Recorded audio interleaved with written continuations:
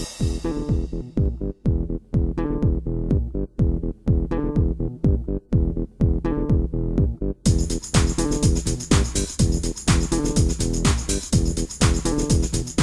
I'm Nick Ross, and the reason for this video is to explain why Bracknell Forest Borough Council is consulting you, its tenants, about its proposal to transfer the ownership and management of your home to a new housing organisation.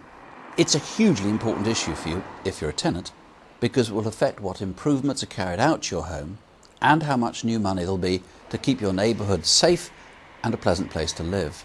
And it's important because none of this can happen unless tenants want it and vote for it. So in March, the council will ask you to make a choice. Do you want the homes transferred to a new local housing association, or do you want them to stay under the council's ownership? The obvious question is, why change anything? The answer is the government's financial rules now make it difficult for the council to deliver the level of service that tenants want, or to spend money on much needed improvements to the housing. One of the ways to get round this is to transfer the housing to a new local housing association. That would be set up with both the council's and the tenants' input. It would be called Bracknell Forest Homes. Now, that would be a not-for-profit organisation, and because it would be free of the government restrictions that the council is subjected to, it could spend more money on getting things right. Now, some people oppose transfer on a point of principle. They don't want councils to lose any direct control over any council homes at all. But it is an expensive principle. It would cost you millions of pounds a year, because there'd be millions less to spend on homes and services in Bracknell Forest. Not surprisingly, tenants have all sorts of questions. I feel safe with the council. I'm worried about the change. What will happen to our rents? Would my rights change? Would I still be able to buy my home? What about people in sheltered schemes? What's going to happen to them? Well, we work for the council housing services, and we'd like to know what's going to happen with our jobs. I've just completed my modern apprenticeship, and I'd like to know what's going to happen to my job as well. What will happen if the transfer doesn't go ahead? Linda Wells has worked for the housing service in Bracknell for 30 years. She thinks the transfer offers the best future for tenants and for the local community. And she's now in charge of what's called the Your Homes project that's planning for the transfer if you vote for it. Well, in 2003, the government set a requirement for all council housing to be brought up to what it calls the Decent Homes Standard, and the target date for meeting that standard is 2010.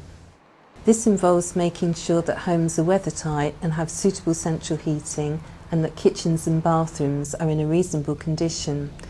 The problem for Bracknell Forest is that, as things stand, we don't have the money to carry out this work. In fact, at the moment we face a shortfall of over £15 million.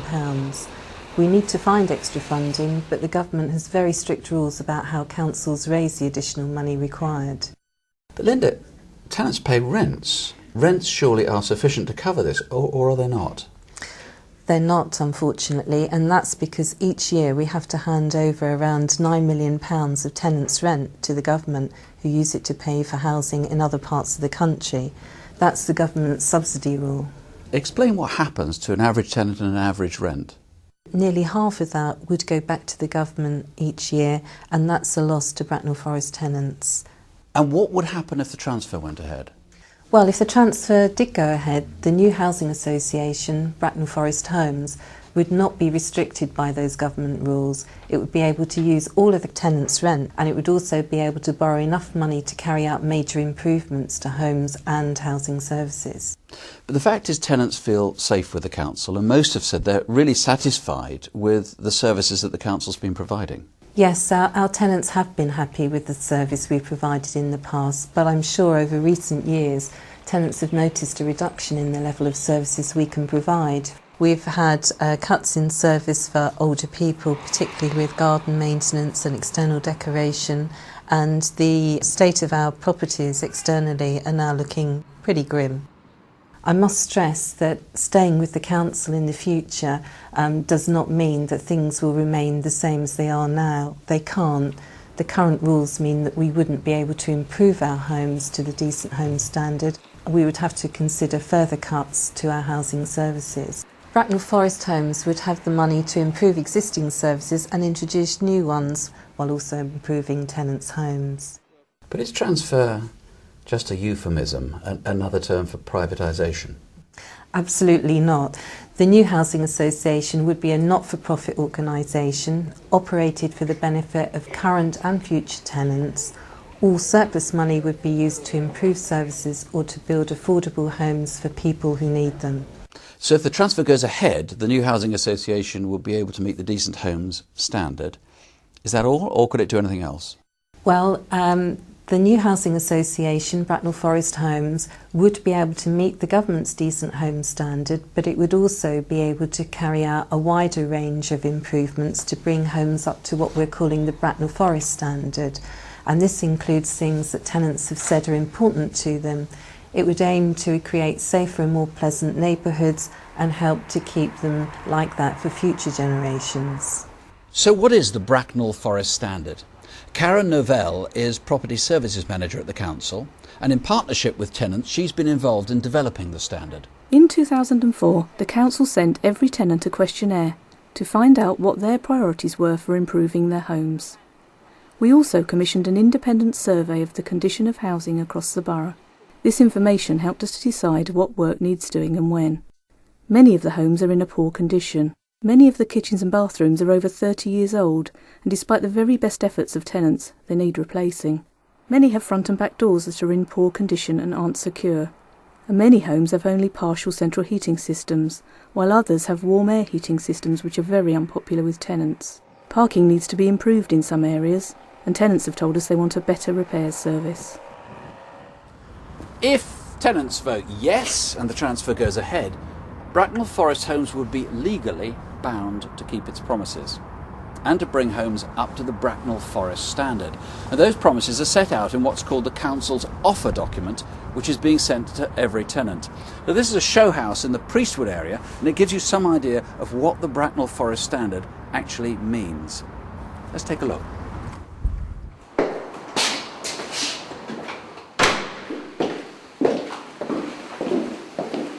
Karen. Hello, nice to meet you. Hi. Nice to meet you. So show us around. What have we got here that's new? Well, the whole kitchen's new. As well as meeting and maintaining the government's basic Decent Homes standard, Bracknell Forest Homes would plan to bring the homes up to the Bracknell Forest standard by replacing over 3,000 kitchens in the first 5 years. And it would also plan to replace bathrooms in 3,000 homes. It would fit secure front and back doors to all homes that need them. It would upgrade all homes to full central heating. This would include replacing the warm air heating systems, and it would have a much bigger budget than the council to repair and replace garden fencing. Bracknell Forest Homes would also fit new double glazed windows to around 1,500 homes, and it would provide hardwired smoke alarms in homes when they are rewired. It would install new telephone door entry systems to blocks of flats where this is possible and residents want them. Tenants who need their homes adapting to meet their special needs would benefit from a planned £400,000 of extra spending in each of the first 5 years. This would provide adaptations such as grab rails, ramps or walk-in showers. You can see here the difference between what Bracknell Forest Homes could do compared with what the council could do. Further details of all other works are shown in the offer document that is being sent to every tenant. These sort of improvements are what tenants told us they want, even though they're not necessarily part of the government's Decent Homes standard. In fact, a lot of them are over and above that standard. That's right. And what about things like colour schemes and you know, the specifics of design? How much would tenants have a say in that sort of thing? Well, wherever possible, we would give tenants a choice. So, for example, if they had a new kitchen, we would give them the choice of the units, the handles, the worktops and the flooring. And what about changes being made to their homes? Would tenants have as much say as they do now over when things are done or if they're done at all? Yes, tenants would be fully consulted and we would work with each individual to make sure that their needs were accommodated. Just as it is now? I'd say even more so.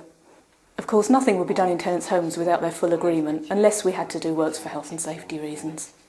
All right, Cam, thank you. It is an undeniable fact that if the transfer goes ahead, there would be more money to be spent on tenants' homes and services than if things stay as they are.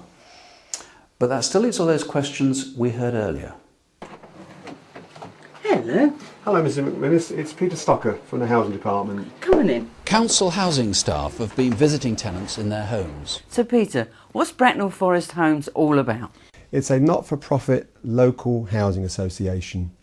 It will have its own board of unpaid volunteers making decisions locally. This board would be made up of 4 tenants, 4 people nominated by the council and 4 independent people. So for the first time, tenants would have a direct say in how their homes are managed. Carrie, what would happen to our rents if the proposed transfer went ahead? You'll pay exactly the same rent to Bracknell Forest Homes as you would have done to Bracknell Council.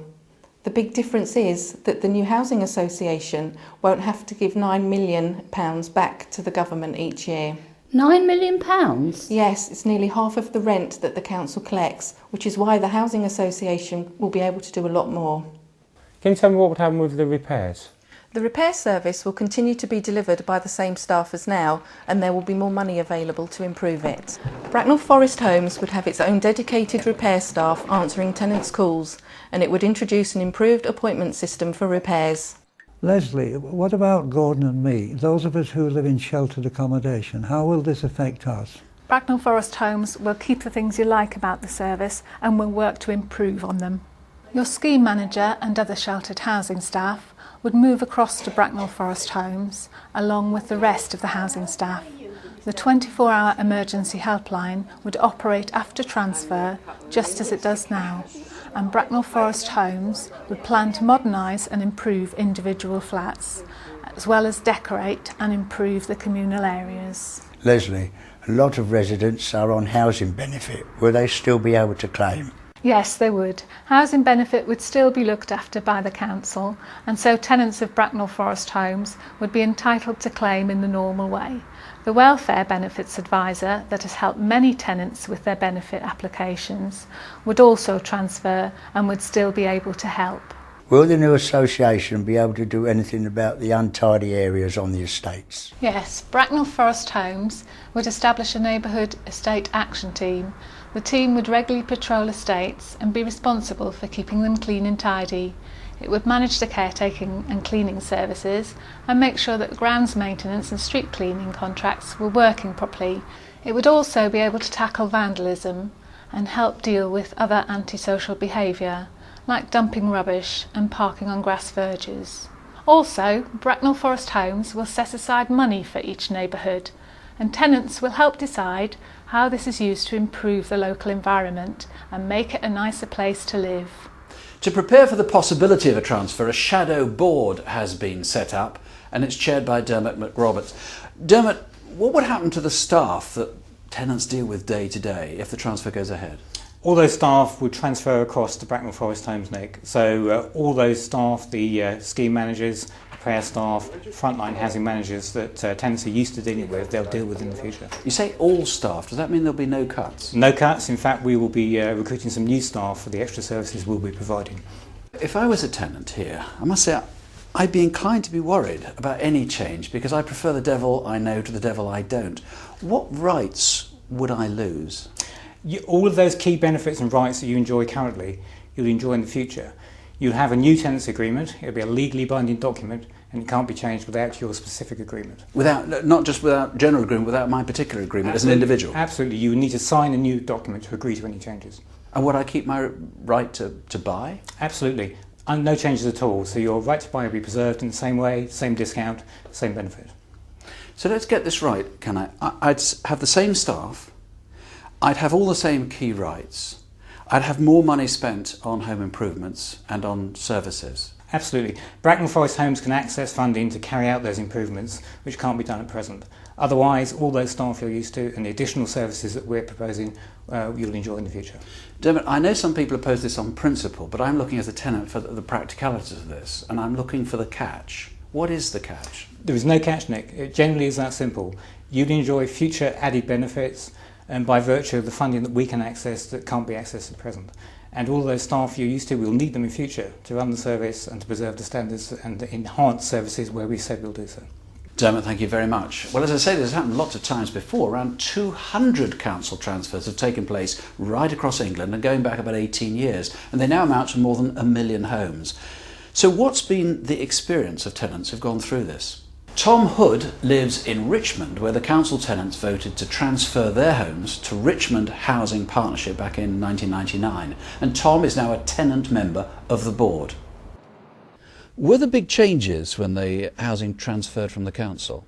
The changes happened quite quickly, and there were a certain number of promises made, and they did appeal to people, and they got on with them quite quickly. You could see the momentum gathering to improve the properties.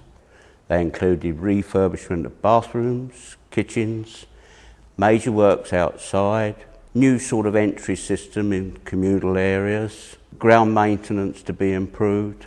So overall, what's your impression? Do you think the transfer has been a good thing?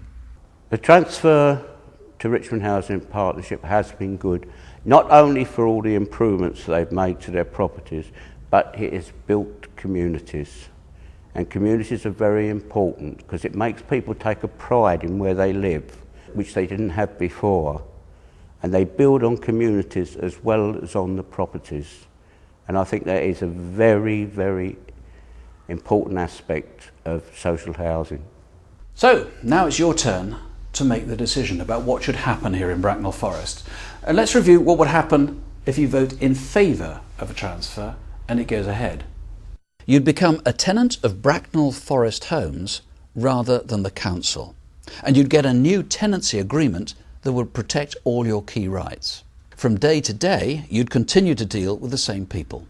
The service you receive at the moment would be maintained and improved. Bracknell Forest Homes would have more money to spend on housing service and on improving your homes up to the Bracknell Forest standard. In fact, it plans to spend £61 million on improvements in the first 5 years after transfer takes place.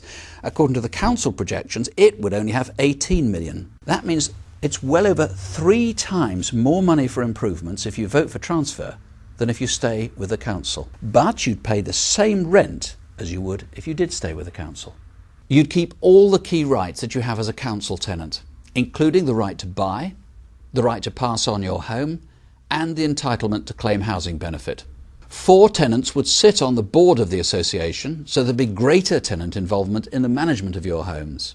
All the details about the proposed transfer are contained in the formal offer document. If the transfer goes ahead, all the promises made in that document will become legally binding between the council and Bracknell Forest Homes. If the terms weren't fulfilled, the council could enforce them. And what if you vote against the transfer? Well, frankly, is not much of a choice. Sure, you'll continue to have the same staff, you'll have the same rights, but housing budgets here, as we've heard, are likely to be considerably lower. The way the government rules work, so far as tenants are concerned, staying with the council really is not an attractive option. Now, we've tried to cover as much as possible in this programme, but you're bound to have more questions. So there are a number of places where you can get advice and information. If you want, you can speak to a member of the council's consultation team on their free phone helpline. That's on 0800 692 3000. Or you can talk to DWA. They're the independent advisors for tenants on housing stock transfer. And they're on free phone 0800 085 5492. The council is also keeping you informed through the regular newsletter, and council staff aim to visit every home to answer any of your questions on the proposals set out in the offer document. But in case you're wondering if there's more to this than meets the eye, there's a hidden agenda. Here are the 2 people who took the original decision to put this to the vote. Dale Birch, Deputy Leader of the Council, you've been involved in this idea of a transfer from the start. Frankly, you trying to get rid of your housing stock? Not at all. A couple of years ago, we actually took the decision not to, because at that time, the financial situation, we had the money to be able to keep them and to offer a full service to them. Unfortunately, in that time, the situation has changed, and we cannot now afford, the money is simply not there to allow us as landlords to credibly support the tenants and the housing stock. And you're Leader of the Opposition. Why aren't you opposing this? Well, with a bit of a heavy heart, I'm not opposing it. In an ideal world, I would like us to retain the properties and be the landlord. But the realities, the financial realities, are stark. If they stay with us, we will not be able to meet their needs. If they go to a housing association, the funding is such that the needs will be met. Dale, what proportion of councillors support the transfer? There are 42 councillors on the council and 41 are 100% behind what's going on. And many of them have been actively involved in the various committees that have looked at this over the last couple of years, along with tenants on the Better Homes Commission, along with staff and along with union reps. Dale, supposing at the end of all this, for some reason, tenants don't take your advice, supposing they vote to keep things as they are, what happens then? If they vote no, we won't get the additional funding going into the housing stock that we currently give to the government. £9 million worth of rent, for instance, that would go into the new housing association. If they vote no, we don't get those benefits. So it's an unhesitating recommendation from you that tenants should vote in favour of the transfer? Absolutely, unequivocal. And Anne, from your point of view? Yes, the same, but based on the work that we've done over the last 2 years, which has not only been councillors, of course, it's been representatives of the tenants and the leaseholders, and also from staff and unions. And we've all had an opportunity to study the financial facts and other issues as well. And we've done a lot to present that information to all the tenants, and I think that the tenants will be able to understand what the issues are for them. And you're recommending they vote? And I recommend that they vote for the housing association, because that will mean for them that their properties will be able to be upgraded to the sort of standard that they themselves have said they want. So from their point of view, it's important. But they also realise that the money that we get from the sale of their properties and the setting up of the housing association can be used to provide further accommodation for the 4,000 odd families that are sitting on our waiting list. They too need to be considered. And of course, the council isn't abandoning them.